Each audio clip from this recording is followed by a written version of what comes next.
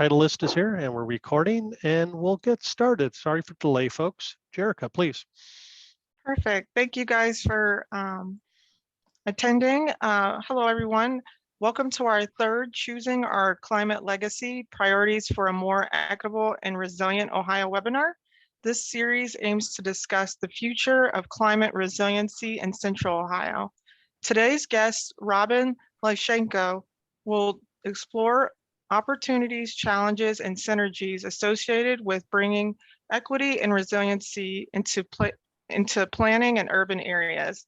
My name is Jerica Logan. I am the Outreach Coordinator at the Center for Urban and Regional Analysis, otherwise known as CURA. I will be your host for this event. If you require closed captioning, you will find a bottom at the bottom of the screen called CC. Click on the box and select Show Subtitles. This will allow you to see subtitles during the presentation. Please feel free to submit questions at any time during the webinar in the Q&A box. We will ask as many of your questions as we can in the last portion of the presentation, and if we do not get to your question, we apologize. If you have any additional questions after the event, please feel free to email me at logan.433@osu.edu. This event is approved for one AICP CM Equity and Sustainability and Resiliency credit. To claim your CM credits, log into your My APA account on the APA website and enter into the event online in your CM event log. There will also be a brief survey at the end of the webinar. If you have time, please provide your feedback. I am now going to pass it over to our director, Harvey Miller. Hello, everyone, and welcome to our latest CURA webinar. I'm Harvey Miller, Director of the Center for Urban Regional Analysis here at The Ohio State University. And this is part of CURA's regular series on the issues and challenges facing the cities and regions of Ohio and beyond. Our next webinar in this semester's events on Choosing Our Climate Legacy will feature 4 local thought and action leaders on climate adaptation. Alina Irwin from the Sustainability Institute, Aaron Beck from the Department of Public Utilities at the City of Columbus, Kirsten Carr from the Mid-Ohio Regional Planning Commission, and Sandy Doyle Ahern, who's CEO of EMH&T. So we'll get their perspectives on local climate adaptation, and that will be on April 29th. That'll be the concluding event in our series on Choosing Our Climate Legacy in Ohio. So, visit us at cura.osu.edu/events to learn about this and future events. Sign up for our monthly newsletter at cura.osu.edu. You can like us on Facebook and follow us on Twitter and Instagram. And that way you'll never miss any of the exciting events that happen at your friendly neighborhood Center for Urban and Regional Analysis. So I have the pleasure to introduce Professor Robin Leichenko. She is a professor of geography at Rutgers University and co-director of the Rutgers Climate Institute. Her current research explores the economic and equity impacts of climate change with a focus on the Northeastern United States. Dr. Leichenko serves as co-chair of the 4th New York City Panel on Climate Change, an independent 20-member advisory board that synthesizes scientific information and advises city policymakers on local resiliency and adaptation strategies. Dr. Leichenko previously served as a review editor for Working Group 2 of the 5th Assessment Report of the Intergovernmental Panel on Climate Change. And she has authored or co-authored 3 books and more than 70 peer-reviewed journal articles and book chapters. Her book, Environmental Change and Globalization, Double Exposures, which was published in 2008 at Oxford University Press, co-authored with Karen O'Brien, won the Meridian Book Award for Outstanding Scholarly Contributions from the American Association of Geographers. Congratulations on that. And her latest book, Climate and Society, Transforming the Future, also with Karen O'Brien, was published by Polity Press in 2019. And with that, I'll turn it over to Dr. Leichenko, and she will now have the floor. Thank you. Great, thank you so much for that introduction, Harvey, and thank you for inviting me, Jerica. I'm really happy to be here. I'm hoping the sound and so forth is okay. I'll go ahead and start sharing my screen. I'm going to be sharing insights, quite a few insights about New York and the work I've been doing in New York, but I think it will hopefully be relevant for Ohio as you guys are beginning to really plan for a resilient future. So let me start to share. All right. And then I'm going to start the show. Okay, so it looks good. So yes, the title of my talk is Planning for Climate Change, Building Equitable and Resilient Urban Futures. I'm going to just start out by kind of making maybe broad, slightly sweepy points, but I think we know, everyone working in this space realizes that when we think about the future of cities, we have to think about climate change. Every city on the planet has to, in some way, think about how to prepare their infrastructure, how to prepare their populations, how to prepare their economy for a very different future. And of course, it's a huge threat for cities. It's, tremendous threat for coastal cities, the coastal region where I come from. It's a threat for, cities all over. It's a threat for how we do business in cities, even how we make mortgages and so forth. But I think we don't want to sort of lose sight of the fact that climate change is also a really major opportunity. And I know Harvey's an avid bicyclist, and so am I. So I had to, of course, have some bicycle pictures in the as I start out the webinar here. So thank you again for the invite, Harvey. So I also wanted to step back a second when we think about equity and climate change. And I know that we really have kind of intertwined equity now with questions of environmental justice, racial justice.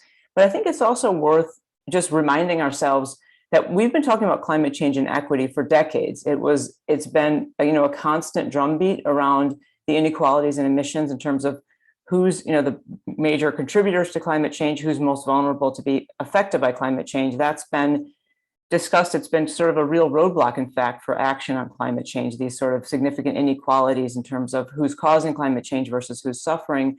And I think that sort of an international scale approach, an international way of thinking about this work has now really permeated how we're thinking about cities and how we're thinking about communities. And when we think about equity now, we've sort of brought in many other dimensions of equity. So there's quite a lot of attention when we think about equity around questions of racial justice.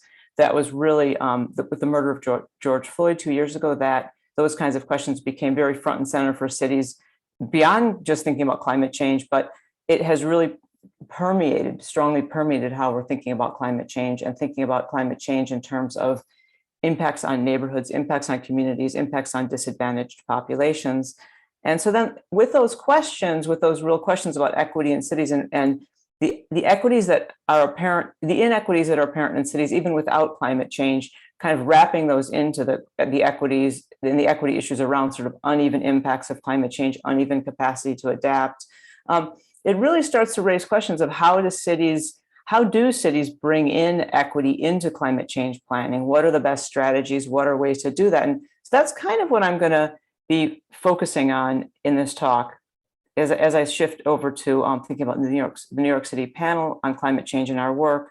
But before I get there, I just wanted to pull up one more slide. This is, as many of you know, that there's a Justice 40 initiative that came out at the federal level probably like 3-4 months ago, but it's kind of really being operationalized now. And so there's a tool, a climate and environmental justice screening tool that is trying to identify communities that are essentially disadvantaged. You can see the definition of disadvantaged by underserved, marginalized, underserved, overburdened by pollution, et cetera. I just typed in Columbus, Ohio, just to kind of get a sense of what's going on here. And clearly there's quite a few disadvantaged communities, even just in the Columbus metro region. And what the Justice 40 initiative does is it targets then 40% of resources, and both the resources, say the investments around climate change, as well as the benefits from investment around climate resilience, green energy, et cetera.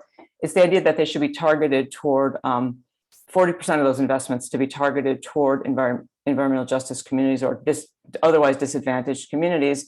And just a little plug for New York State, that was actually in the law in New York State prior to when it became federal law. So I think New York State had a bit of an influence in some of that initiative and that legislation. So just moving over to New York, though, the New York City panel on climate change. So what I'm going to tell you about mostly today is the work group that the ongoing work of the New York City panel on climate change. And this began as a work group. This was the New York City panel on climate change. This was the report that came out actually 2019, so it came out 3 years ago, and subsequently we've been developing this. This was NPCC 3, and now we're working on NPCC 4. So I'll largely be talking about NPCC 3 today because that work is actually completed.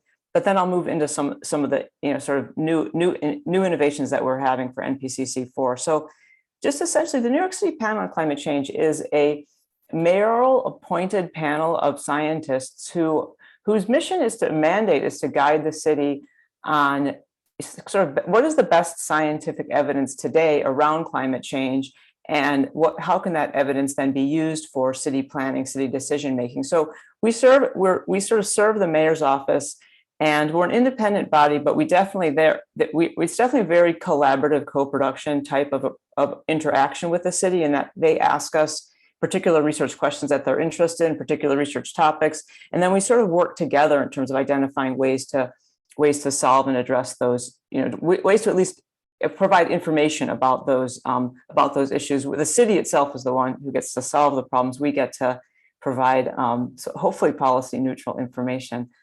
So the equity work group in the panel was actually sort of specifically charged with helping the city to understand what are the best ways for the city to track social vulnerability at the community level, giving the city guidance on how to incorporate community perspectives into adaptation planning. What are best practices? What can we learn from other places? How are other cities incorporating equity into adaptation plans? So this was sort of the bigger questions that we sort of worked together with the city to develop. And from there, we actually decided very early on that the work of the equity work group, and this continues to the work group today, that it was going to itself kind of try to abide by the principles of environmental justice. So in other words, if we're studying and talking and making kind of conclusions about what should be happening for environmental justice communities, those communities need to be part of our work group. We need to be sort of, sort of really collaborating, this idea of nothing about us without us, sort of incorporating. So we reached out and added several fairly well-known environmental justice groups into our work group, and they sort of went along, sort of worked through the various sort of research questions with us. So looking at sort of best methods for social vulnerability mapping, insights on informing adaptation, et cetera. And so we also, in addition to working with environmental justice groups and sort of in the city, we also did some outreach to other cities and to try to understand best practices. What are other cities doing around environmental justice? What can we learn from their experiences? So a little bit of sense of the method. So what I'm going to do is I'm just going to kind of give a sense of what we found in the different spaces. But before I do that, one more important thing is we found that we really needed a guiding framework for this work in terms of even like, how are we defining equity? What is equity? What does it mean? What does it mean to different groups? And so we worked through actually a framework that was developed based on work of my colleague at Rutgers, Melanie McDermott, and other folks around payments for ecosystem services. And we adapted that to work in our space for kind of urban questions of urban equity. And those of you in the audience who are very familiar with environmental justice will be familiar. And also you'll probably be saying, well, there's other forms of equity. There's recognition equity. There's other, we're not necessarily including all forms of equity, but we felt like we needed to kind of bound it and to try to sort of get to sort of a kind of a fairly tight definition that we could work with and that made sense to us. And so we ended up with this definition, which really thinks about equity in terms of distributive equity, which is really about disparities, sort of those disparities across groups, disparities in inequalities in income, inequalities in impacts, inequalities in outcomes, sort of all the sort of, we think of like maybe that traditional kind of vulnerability mapping, places, identifying places that are at risk, identifying places that are maybe less at risk, more at risk, and so forth. But we also wanted to really incorporate this idea of contextual equity, which really thinks about processes that may be contributing to uneven outcomes, sort of almost like, if for the geographers, maybe think in the audience, maybe thinking about like root causes of vulnerability, really getting into those spaces a little bit.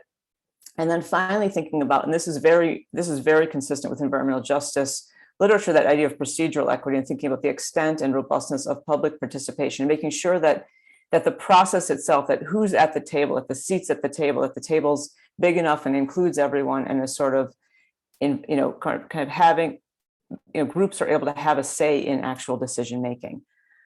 So with that in mind, we sort of went through the three parts of the project, which I'll talk about now. So in terms of distributional equity, that was really a lot very present in our effort to think about social vulnerability and what are the best methods for tracking social vulnerability for the city. We didn't actually come to a decisive conclusion that there's one good method for tracking social vulnerability. I'm not going to show a lot of maps. It's not really a mapping talk, but what I will say is that in this work, we compared a lot of maps. We compared like the SOVI index, the SVI index, many sort of more kind of New York specific indices. And really what you're seeing with these indices, and I think this is true more widely, is that the indices are so highly dependent on the underlying variables that the underlying variables that contribute to vulnerability, like poverty, like educational, like, sort of lower levels of educational attainment, lack English as a second language in the case of New York.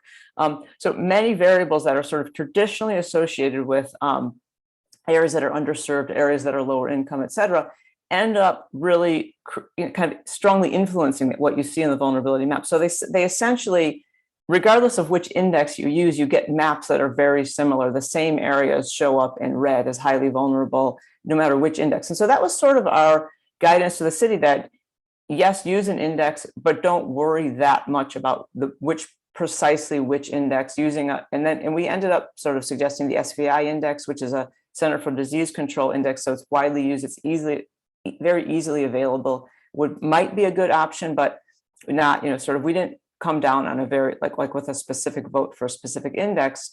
But one of the really important things that came out of that work was also that for many of this, especially the city agencies that were interested in particular issues and particular types of vulnerabilities, the index really wasn't particularly useful. And similarly for community groups, they didn't necessarily find these indices particularly useful. It's like how meaningful is it to a community to tell the community you're vulnerable or your community is red? They already know that.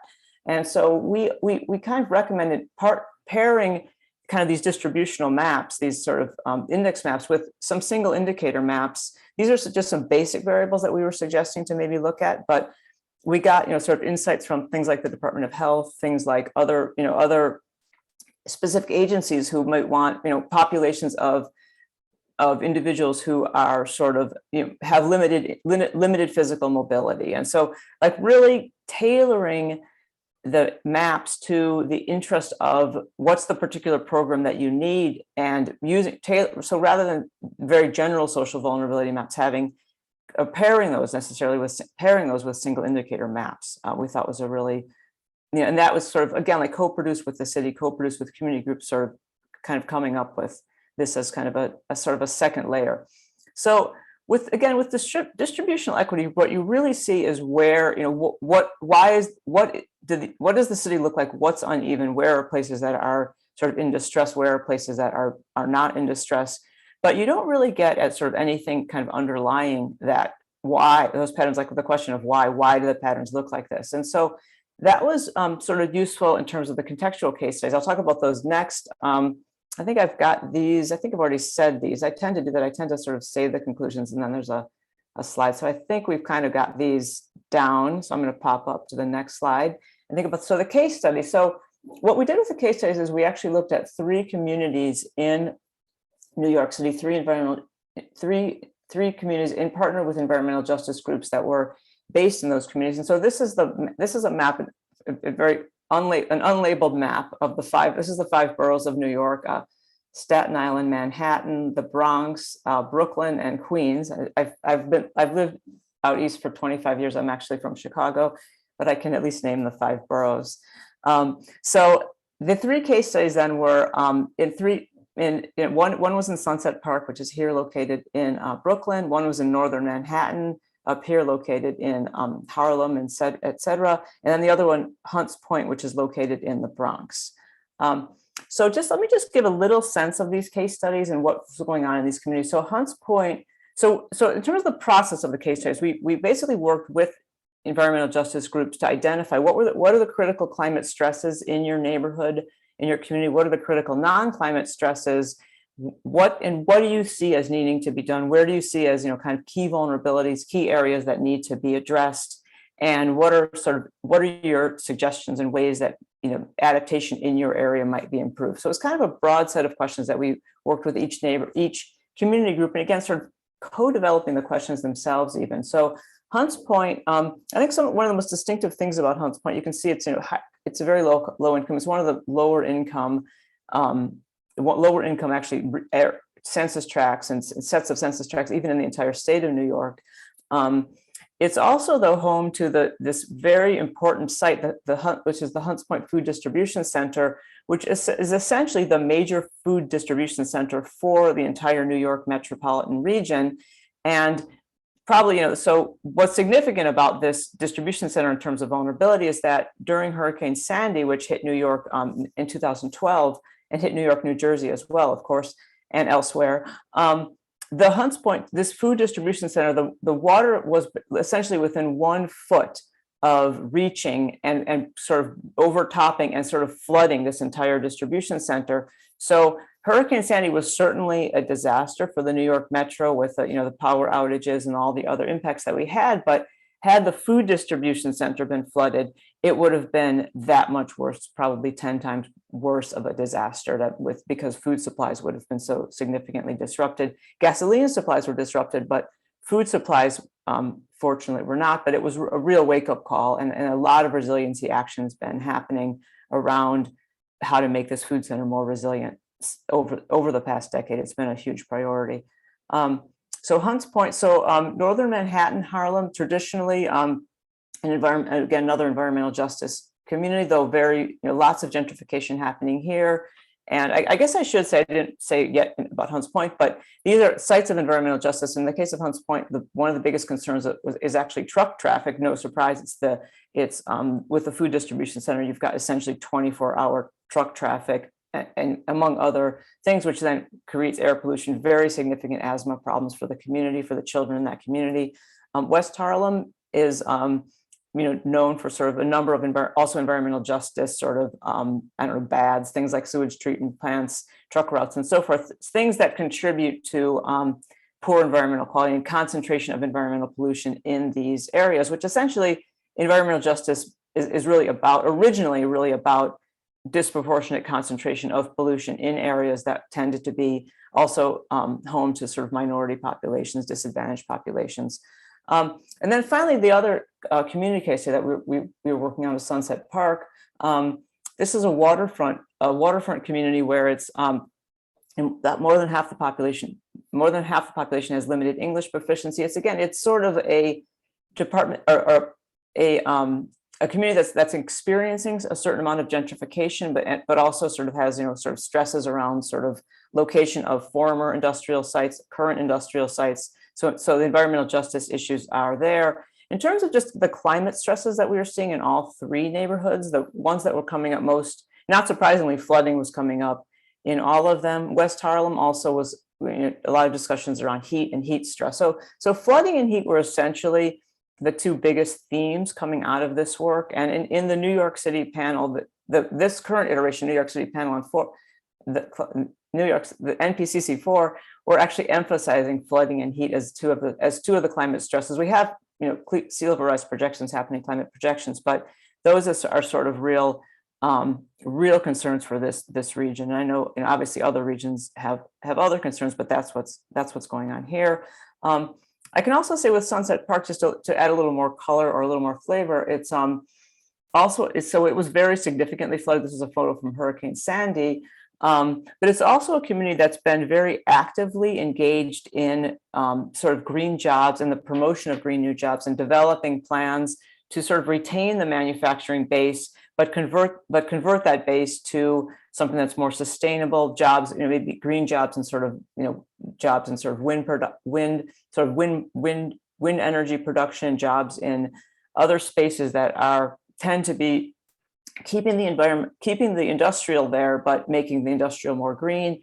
And the concern, this is a paper that I don't have time to go into the details of it, but this was a concern, a community pushback to prevent essentially the idea that we want to convert all of this industrial space into sort of housing and residential and sort of more high-end, high-tech manufacturing, and sort of really, so kind of that fight between preventing gentrification, but also keeping jobs, but not allowing the community to gentrify, and that real sort of, kind of just green enough ideas. And so a lot going on there that I don't have a lot of time to get into, but just a complicated space with a very, very active community. So just some of the insights coming out of the community case studies, in terms of what we were hearing about engagement, this whole idea of procedural equity, communities really felt, and I think this is still a sense, although I think there's very strong active efforts to improve engagement, that the engagement was really kind of very, very much along traditional lines, public participation. So things like having public meetings, seeking and having a plan in place, and then going and seeking input from the communities. And the communities, their response was that they really want to be involved in all phases of planning, so that they don't just want to learn about a plan and then have it sort of presented to the community, like, this is what's going to happen, what do you guys think? And they also wanted to be involved, even where they were involved, maybe in what should be done. So this was an example. This tree planting was actually a real example where the community were involved in the discussions that we're going to have more tree planting as a part of heat mitigation.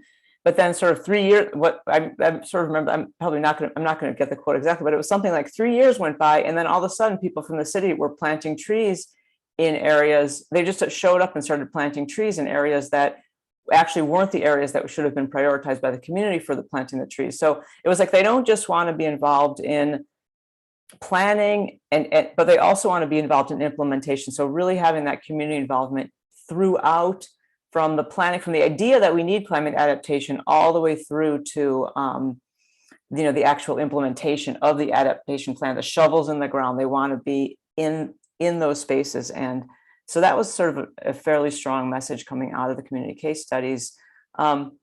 Just in terms of the cross-city analysis, what we heard and what we got from there, I'm not going to go into exactly what was done in the cross-city analysis and all the details, but just sort of, we looked at 5 cities in the Northeast where we were, sort of for a variety of reasons limited to the Northeast, and trying to think about sort of what plans were in place in those cities, what climate adaptation plans were in place, how are those adaptation plans thinking about distributional equity, procedural equity, contextual equity, what was sort of the, kind of the lay of the land. And then, so that was involved interviews, analysis of the plans.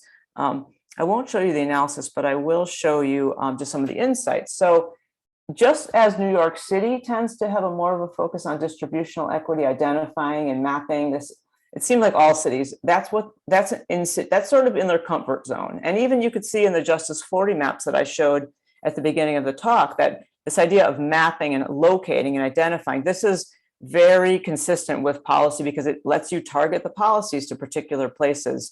In terms of procedural equity, in other cities, just like New York, it was tending to be mostly along the lines of sort of traditional models, community sort of inviting communities to give feedback, inviting sort of maybe doing some surveys, but that's not necessarily a lot of evidence of sort of co-production or sort of that collaborative production, which the community groups that we were talking with really wanted to see. And then finally, with contextual equity, we saw in a lot of evidence that it's recognized. So terms like structural racism are appearing in plans. And I think, again, this was done a couple of years ago. So I'm sure that if we revisited the plans that are now coming out in the post-COVID world, we'll see much more awareness and recognition and the need for sort of explicit efforts to counter racism and counter racist policies. But there was also sort of a sense of the limited capacity to address these issues, how to actually go about addressing these issues. And I think that remains a challenge. That's probably maybe a central challenge in some ways, a central challenge to us as academics, a central challenge in universities and business and so forth, to really getting at sort of how to how to really address sort of the sort of underlying drivers of some of these sort of inequalities.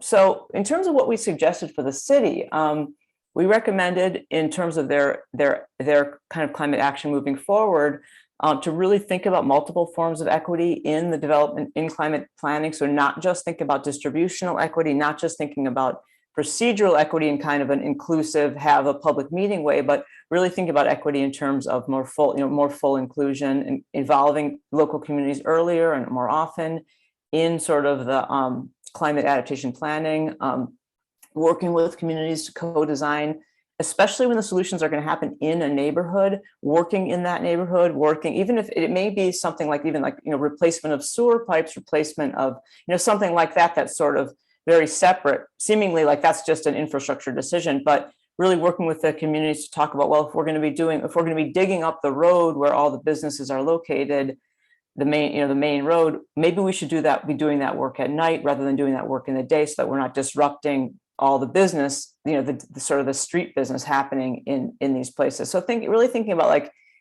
implementing adaptation plans and projects in ways that are, consistent with neighborhood needs. And then focusing really on sort of, that awareness of displacement and thinking about the potential and sort of that awareness that these climate adaptation plans, have the potential to sort of result in climate gentrification. And I know Jesse Keenan gave a talk recently, and that's sort of been his forte and his focus. So that I think that thought about climate adaptation plans that retain community, retain sort of the sort of strengths of the community, and not sort of create or additional pressures for that community to be displaced.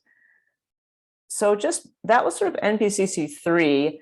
That's come out, and since that work has come out, we've actually formed NPCC 4. NPCC 4 formed right in the beginning of 2020, right before this sort of, I think it's called a pandemic, this thing that's been happening.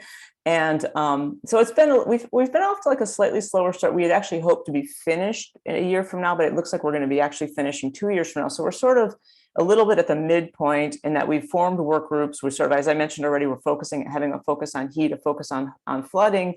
But one of the things that we've also done with the new NPCC is we've really tried to make sure that equity, the way we're saying it, that equity isn't siloed into just a single chapter, but that equity is really embedded in the process. So it's embedded throughout the assessment. So we're asking all groups to consider equity and racial justice in even how the group practices identifying members and the way that the group operates, and making sure that it's sort of,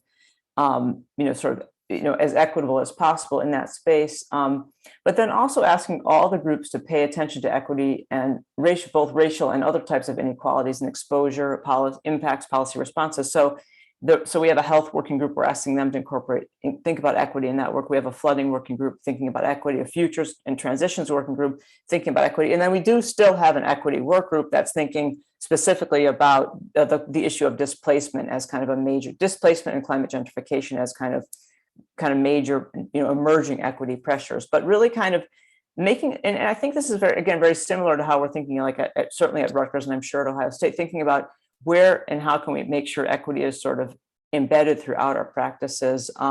We're developing new community engagement and we're really making an effort to try to make that engagement as inclusive and collaborative as possible. We've had something ongoing called the Climate Knowledge Exchange, and then we're starting to roll out other engagement efforts. And then also sort of trying to have some accountability for the work, so that we're in the process now of developing an equity rubric that the work groups are going to use to evaluate themselves and their own work. So sort of that idea of holding ourselves accountable, trying to sort of having these goals of sort of including equity in the work, but then having an accountability to make sure that we actually did the work of having that inclusion.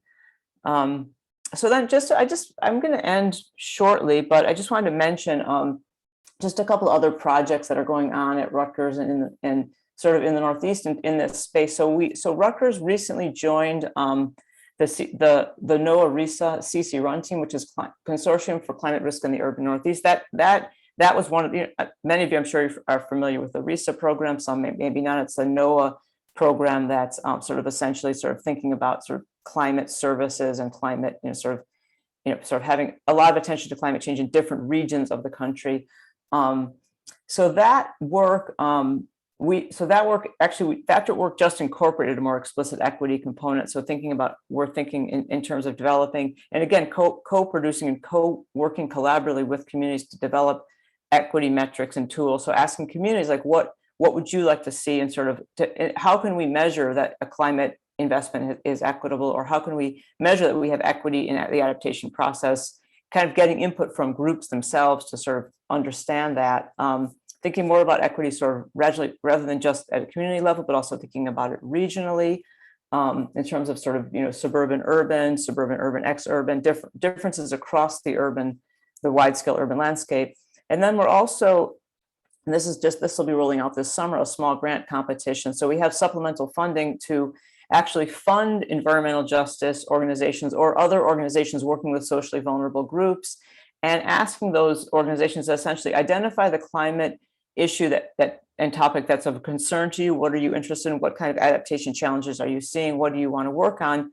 And then inviting them to apply for these small grants, and then they would then work with, we'd have members of the CC Run team, the CC Run research team, which is about 6 or 7 PIs and many more folks on the, sort of on the whole team, working with those groups, kind of co-producing with those groups the research and sort of the adaptation plans, or whatever they want. We're sort of really making it sort of up to the groups to determine what are the climate risks or what are the climate areas that they're interested in, sort of really along the lines of these co-production ideas, and then also sort of doing capacity building, workshops, trainings, etc. So that's sort of just a little bit, a little more flavor of what's happening at Rutgers, and sort of with our collaborating partners. And then I just want to wrap up now just by making kind of maybe a broader point, that when we think about equity, we sometimes think of it as sort of like an add-on or something that is, oh, now we can pay attention to equity because we've kind of got the real science done, or we understand climate change well enough that now we can start to branch out. And I think we really need to turn things around and really think about equity as it's almost like the most important element for succeeding with climate action, that climate change does have, it gives us this amazing opportunity to make our communities more livable, sustainable, equitable, like sort of it opens the door. And I think if we lead with equity, lead with inclusion, it can really ensure that it's that climate change is really well supported at the community level, so that we can move forward and make progress on the issue. And I think that was my last slide. Yes. So I'll stop sharing.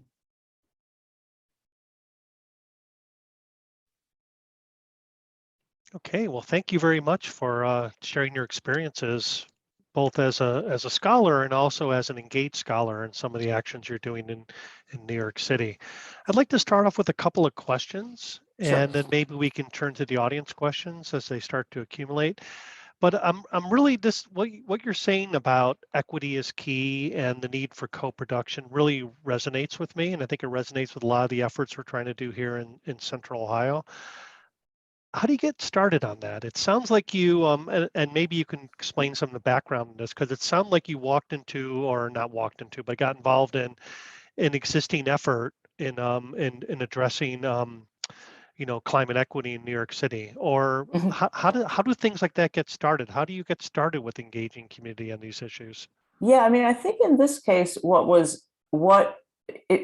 that difficult to engage communities, and I think you'll probably find the same thing in the communities that you guys are dealing with, that their communities are already very, very concerned about climate change. So the community groups that we worked with had themselves already started doing kind of their own climate adaptation work, their own, like one of the communities in response to Hurricane Sandy, they had developed something called Be a Buddy. It was a program for neighbors to sort of make sure that other neighbors were okay in times of risk. So the community groups, it's sort of like they're doing this work, and I think so it isn't, you have to look for it. It's definitely there, and they're definitely sort of interested. And partly it was, I think, our engagement was partly having to do with prior connections, so that we had groups that we had worked with in other spaces, environmental justice spaces, but not about climate, we were able to connect back with. And so it was sort of in some ways, we purposely selected groups that we knew were already engaged with the issues, but also groups that had been sort of at the table that the city was familiar with. So the city also was sort of a partner in helping us, groups that they'd worked with, groups that they were aware of that were concerned about these issues. So it wasn't really we had to go literally looking that hard. Groups were very, very interested. And go ahead. Oh, I'm sorry. No. Well, you anticipated my next question is that, you said groups are interested in climate change, which I find a little bit, I don't want to say surprising, but I would think that some of these vulnerable communities are under a lot of pressures, and, climate change can be a little more of an abstract and long-term concern until something actually happens. So what generated this interest among these groups? Is it Hurricane Sandy and I other? think, yeah, I mean, I think the experience in the New York Metro of Hurricane Sandy, and of course now we've had, groups going through, we just went through like another wave with COVID, which is another sort of major kind of external stressor, kind of many lessons from COVID for climate change, I think.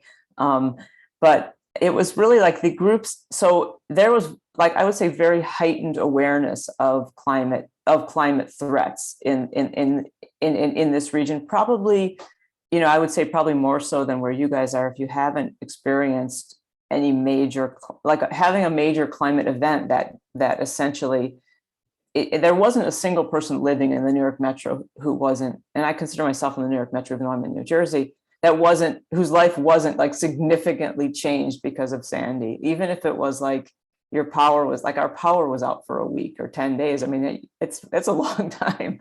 And so I think that definitely maybe was partly what seeded a lot of interest. But I think now there's so much awareness of climate justice, there's so much interest among youth around climate change, climate justice, climate solutions, that I still don't think it's hard. It'll be hard. I think that many of these groups have lots of young people in them, and they're very concerned about climate change, very worried. And what are the biggest barriers to working with these groups, would you say? That's interesting. I was thinking about, the challenges, and I think one of the biggest barriers is our perception and our sort of agenda. So like if as a researcher, if you're trying to come in and work with a group and your agenda is, I want to learn from this group so I can, write my next article, the groups can just see that immediately so I think it's having like the barrier, maybe it's like the barrier to any relationship. It's like communication. So having the communication, like how will this research help the community? How will this research help the researcher? How can we have a mutual engagement with the work? I think that's, really listening to the communities and figuring out what the communities need, and is to me like that not doing that listening can be a huge barrier. I want to ask one more question before I turn it over to Jerica to field some of the audience questions, but I'm also interested in this question of climate gentrification, and how do you thread that needle between making improvements and not displacing people, especially in this, really tight housing crunch we have here in the United States, where our housing supply is not keeping up with demand. And we're also seeing the rise of investor properties. I mean, here in central Columbus, something just came out in the Washington Post that showed like 40% of the purchases in the last 2 years in residential purchases in central Columbus were investors. Right. Investment property. So how do you thread that needle? You mean you want to make neighborhoods better, but then you're in danger of displacing people because the neighborhoods become more attractive to both other residents and investors.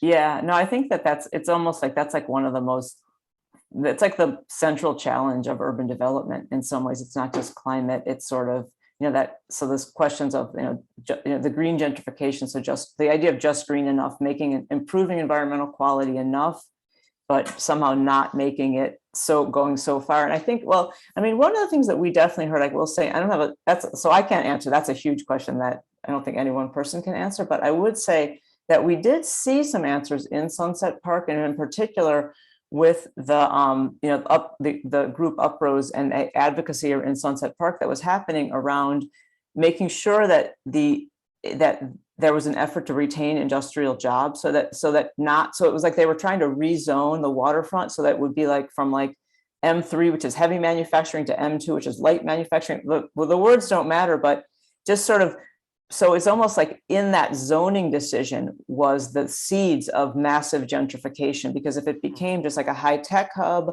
sort of a manufacturing innovation hub, there go all the sort of blue collar jobs that people, so I think it's sort of, again, the input from the community about, like, if you've got a development project, and this was like a huge development project that was actually an industry called Industry City that was actually defeated.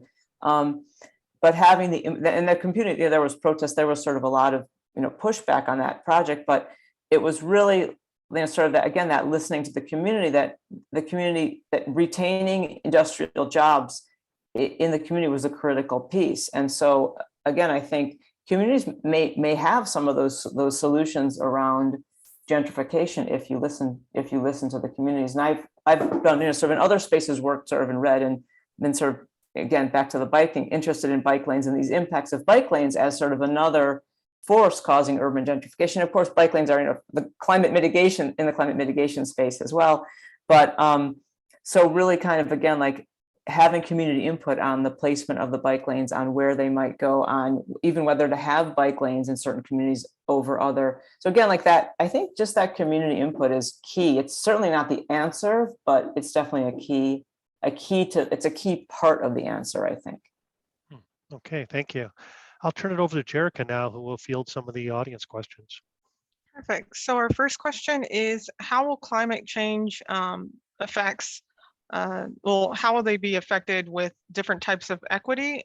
Will climate change increase inequity of different regions of New York City, especially in the vulnerable regions? So I think it's interesting. Like, I think climate change, to me, the way I always think about climate change is that it overlays on an unequal landscape. And so indeed climate, we do have uneven exposure, sort of exposure isn't equal everywhere. We have, obviously much more exposure to coastal flooding in some areas than others. And there tends to be, communities living in those vulnerable areas often tend to be communities that are lower income. So you kind of have, to me, it's really more of like an overlap. So we have processes creating inequality. We have climate change sort of overlapping. That's actually what the book that Harvey mentioned was about, the double exposure book. But so I would say it definitely, we can definitely have situations where we have this overlap, but we can also have cases where there's really uneven capacity to adapt to climate change. So in fact, like getting hit by sort of something like Hurricane Sandy actually does make inequalities worse, because some communities are able to adapt, and even just some houses are able to adapt, or able to sort of be resilient, maybe have enough money to elevate the property. Other houses don't, they have to, and those sort of households have to maybe sell the house or move out, or sort of, live in a much more, sort of risky space. So it can, in fact, like as we respond to climate change, we can actually create a landscape that's even more unequal. Thank you. So our next question is, how can city planners reduce the effects of climate change in regards to equity? Will the new infrastructure such as parks, wetlands, and different neighborhoods help for flood damage? I mean, that's definitely an effort. That's it's kind of a general question, but there's definitely a lot of emphasis in New York around kind of green infrastructure as a really critical way to promote resiliency, promote sort of, reducing the numbers of houses located in floodplains is certainly, something that's, it's in the works, but it's very challenging. I don't know if it's as challenging in Ohio as it is in New York and New Jersey, but it's hugely challenging because it's already so densely populated. So I also work on the Jersey Shore, and a lot of discussions there around sort of implementing green infrastructure. What can we do to sort of make the Jersey Shore less vulnerable? But it's really a challenge because it's already basically fully built out. So there is no place for like migration and, sort of to add a shoreline that could migrate. There's not really room to sort of to do that. And so it's definitely a great solution, but it also raises more equity issues, because it could mean moving populations out of floodplains, and then that's the whole question of who gets moved, who doesn't get moved. How do you do that in a way that's fair and equitable? No, that's definitely important. Our next question is related to Harvey's question. So do you encounter issues of trust in working with communities in terms of existing mistrust that communities might have had towards academia because of perceptions or ivory towers or previous negative experiences with researchers? Yeah, I would say all of the above. I mean, I think that this, it's sort of common, again, like among not just community groups here, and not just in the US, but also I think, globally in some ways, that there's a sense that communities want the research to be meaningful to them. They want, and so we had a lot of discussions that this project, it took a good year to really even get to the point of really having discussions, like we was kind of back and forth. And it wasn't just distrust of us as academics, but there's also a distrust that in many communities of the government. So it isn't so it's like multiple sources of distrust. And so there was a sense in our case, there was the sense that communities were concerned. We've already worked with the city of New York, and we felt like they've done things that we don't agree with. They're making decisions that we don't agree with. Why should we talk with you? Why should we even participate? And so that was really, sort of a process where we were, in our case, we were like, well, this is actually a way to have input into what's going on in the city, like participating in this process. There's no money here. We're not getting paid. You guys aren't getting paid. It isn't a contract, but we're actually it's actually a moment where we can influence what's happening in the city. And I will say, I didn't really talk that much about what's been happening in New York today, but they've the climate office that we were working with has now been renamed the Mayor's Office of Climate and Environmental Justice. They've developed an Environmental Justice Advisory Board. Like, there's been just an amazing amount of change that's been, I can't say our report caused those things to happen, but our report was definitely consistent with those kinds of changes that have been happening. And so I think really it's like hearing from the group. Cities really want to work with them and want to hear from the groups. And so I think it's just sort of, again, I think that, but the real issue is sort of ensuring that what you're doing is meaningful for the groups. And I think that creates the trust, or that helps create the trust. Thank you. I think we'll have enough time for one more question before we have to end it. So are there any national or federal funding options or opportunities to fund green infrastructure for similar projects? I mean, I know that I've been in touch in sort of in research that I've been doing of it, like certainly like FEMA, like a lot of the mitigation stuff around with that FEMA isn't sort of interested in, is sort of has that possibility, although FEMA funding tends to get sort of activated upon having a disaster. But I think in terms of this new, what I was just mentioning earlier, this new Justice 40 initiative definitely is, I mean, this whole infrastructure act, this huge infrastructure act is supposed to be releasing a massive amount of funding in this space. And I think sort of the marriage between marrying climate and environmental justice, and using that as a platform to sort of go after some of this large scale infrastructure funding, and that can include things that are sort of in the space of green infrastructure. There's definitely we keep hearing that there's just a ton of resources available. Perfect, thank you. There is another question in the Q&A I'd like to follow up, because it's a question that I have, which is, we talked about how to get community groups and neighborhoods to talk with us. How do you get the authorities to work with us? I mean, it sounds like New York City has a particular, type of government and a climate where these conversations happen, but that may not always be true, certainly in other places. So, how do you get city officials as interested in this as researchers and even in community groups? Yeah, I mean, I think I don't know, you elect city officials who care about these issues, I guess, Okay. in a way. I think really that's part of it. And I think, once they're in office, it's maybe not as easy if they're sort of resistant, but we found pretty good reception. Cities, I mean, they're, again, like it's like finding what's the common ground. So things like saving energy, saving money because you're saving energy, saving money on recovery from disasters. Like they have this community rating system. The FEMA has a community rating system that will lower flood insurance costs if the community takes actions to takes a variety of actions to make the community more resilient. So there's a lot of incentives, and I think you'd be surprised, like how aware, government officials are at different levels. They're certainly all aware of, all the offices of emergency management, which are generally present in every county, are certainly aware of FEMA and hazard mitigation. And so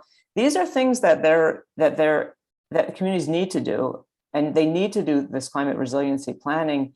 And so I think they'll be very open to working with groups at Ohio State. That's my thought. Yeah, so it comes down, I think you're saying it comes down to framing the problem in the right way, and also looking for these win-win situations where you can solve multiple problems coming from different lenses. Absolutely. Yeah, I think that's a great summary. Somebody else says, maybe just a couple more minutes left. Someone else asked in the Q&A that you worked with multiple communities and community-based groups. Were there connections and synergies among these different groups? I mean, how do you work with that? Or rivalries, I guess somebody could ask. Honestly, there weren't, like, we didn't have anything sort of any open problems that came out, but there's definitely that there can be rivalries. And one of the issues that we're dealing with actually with this new grant this new sort of grant program that we're developing with the CC Run project we're thinking about is to really make sure to include some of the groups that haven't already had a lot of funding. And so I think there's sometimes a sense from the groups of, like, sort of there's inequalities. Like, some groups are really well established, they have lots of money, they're sort of getting all the resources. And so I think, like, trying to think about groups where you can build capacity. Like, some groups may already have a PR person, they may already have GIS mapping skills internally, other groups may not. And so thinking about, like, where can your intervention build capacity and help groups that might not be as able to participate. And so I think that is a really valid concern. And what do you find are the best ways to communicate with these groups? What are the best channels? How do you get through to them? How do you start the conversation going? It's interesting. I mean, sometimes maybe we'll know someone will have met someone, so it'll be sort of there'll be some kind of personal connection, but sometimes it will just be sort of an email, phone call, an email, sort of, if we haven't really connected at all with the group. But really, I think those don't tend to work as well. I think really finding the connection. So finding, using your own networks, finding someone who knows someone who's part of the group, who's participated in the group, who's worked with the group, and really kind of, I think maybe the same way, many types of networks are built, is really just kind of building those personal connections. Okay, very good. I think we're out of time now, so we'll wrap up. I want to thank you very much, Professor Leichenko, for sharing your experiences in moving towards climate justice in New York City. I think I found it very inspiring. I think we all did. And I think there's some good lessons for us to make progress here in Ohio and elsewhere in the United States. So thank you very much. Great. And everyone else, join us on April 29th for the last event in this series, when we'll have the panel of local thought and action leaders who will talk about, well, what's going on here in Central Ohio in terms of climate adaptation and building in resilience and equity. Great. Everyone, have a great day. Thank you. Be careful out there, and thank you again, Robin. Thank you. Bye, everyone.